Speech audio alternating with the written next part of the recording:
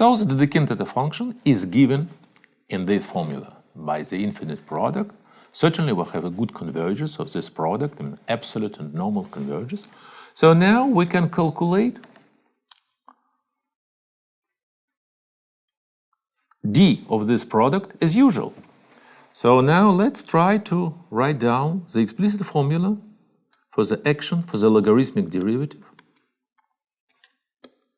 of the Dedekind theta function, and we can use the usual rules of derivation. What we get?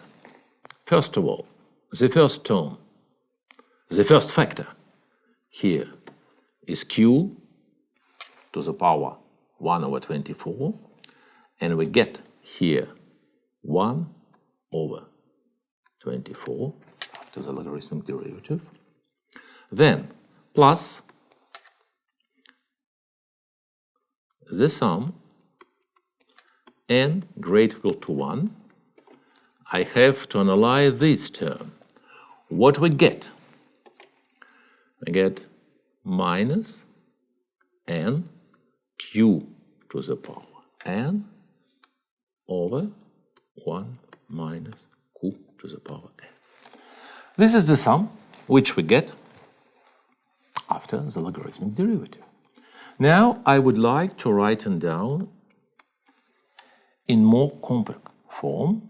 So this is 1 over 24 minus sum n greater or equal to 1 n q to the power n, and here we have the sum q to the power m greater or equal to 0. So I rewrite the factor 1 over 1 minus q to the power n. I'm sorry, here certainly we have to add the factor n. This is equal 1 over 24 minus, I would like to write the double sum here. N and m both are greater or equal to 1, n times q to the power mn. Why we have this? Because if we take the product, I get q to the power n m plus 1. M is non-negative. It means that m plus 1 is greater or equal to 1. Then I change the variable and I have this formula. Now I would like to change the index of summation. So here I denote this product by capital N.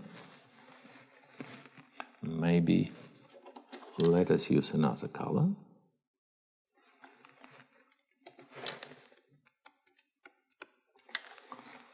Then this is equal to 1 over 24 minus the sum over all capital N greater or equal to 1. Then we have the sum over all divisors d of n, d q to the power capital N. Or in the standard notation, we get 1 over 24 minus the sum small n greater or equal to 1, sigma 1 of n q to the power n, where sigma k in n is by definition the sum over k's power of the positive divisor of n. So we have a function which looks like the Eisenstein series. So I remind you that we have used in our course two Eisenstein series of weight 4 and 6. For example, for the Eisenstein series of weight 4, we have the following Fourier expansion: 1 plus 240, the sum sigma 3 in n, q to the power n greater or equal to 1. This is a modular form of weight 4 with respect to the full modular group. A similar function we have for weight 6, 8, and so on, the Eisenstein series. So this function looks very similar to the Eisenstein series. The only difference, then we have another normalization. So before sigma, before the sum, we have the constant 1 here. But here the constant is 240. So if we normalize this function, here we get 24. Let me use another notation for this function. By definition, g2 in tau, this is minus the logarithmic derivative of the Dedekind at a function. So we would like to normalize it by constant 1 before sigma. Minus 1 over 24 plus the sum sigma 1 in n q to the power n greater or equal to 1. Now we can analyze once more the differential operator, because the main operator which we defined was the operator dk, and we have this formula for the operator. Let me rewrite this formula once more. So our modular operator dk f, this is d of f.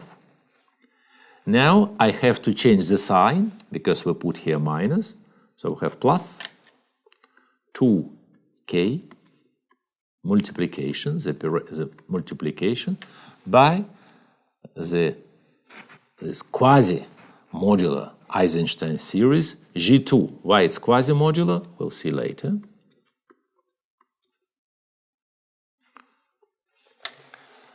So this is a modular form or weak modular form. We have checked that this is weak modular form, but now I can write down its Fourier expansion. So what we get for Fourier expansion of this function? First of all, we have the sum n times a n q to the power n greater or equal to 1. So we cancel here the coefficient a0, the constant term, plus 2k. Fourier expansion we have here, minus 124. Let me write it once more to remember it. And then Fourier expansion of the function f. So we see that this function is holomorphic at infinity.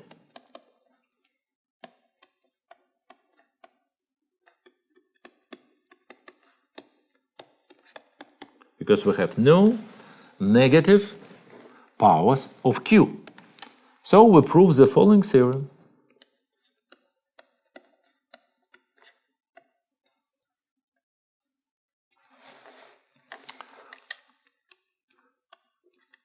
dk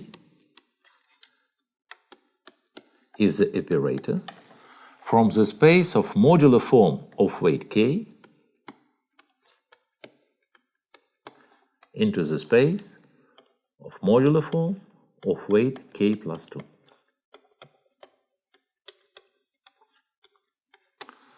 Moreover,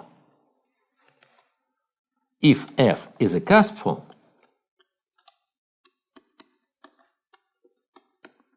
then the image is a cusp form. Because q to the power 0 we could have only here n equal to 0 we have here q to the power 0, but if a0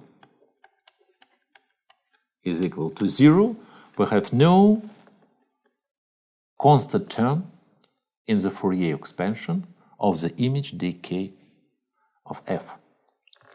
So we constructed the modular operator, the modular differential operator. Let us consider some examples.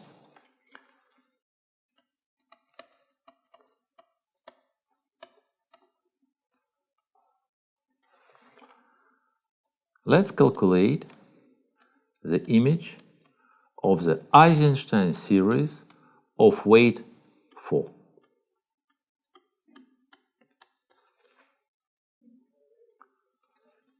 This is dA4 plus 2K8 G2 times E4. And we know that this is a modular form of weight 6. But this space is generated by the Eisenstein series of weight 6. So to calculate the image, we have to calculate only the constant term. And the constant term in the first, here after the action of D, we have no constant term, so the constant term we can calculate using this product. And the constant term of this function is equal to 8 times minus 1 over 24 plus Q something. So, the Eisenstein series E6 has the constant term 1, so this is equal to minus E6 over 3. Using the same idea, so exercise, you can calculate the action of D6 on E6, D8 on E8, D10 on E10. So here you have to be very careful because this result, this function, let me show you the problem. This function is a modular form of weight 12. And this space is generated by two functions, by the Eisenstein series of weight 12 and the Ramanujan delta function. So you have to calculate two Fourier coefficient. But what do we have with the Ramanujan delta function?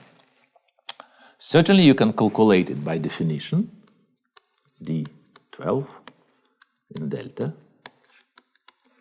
because D is a logarithmic derivative. G2 is a logarithmic derivative of eta, but without explicit calculation, so certainly you can use, first of all, the fact the delta function is in 24th power of eta, or you can use the fact that this function is a modular form of weight 14. Moreover, delta is a cusp form.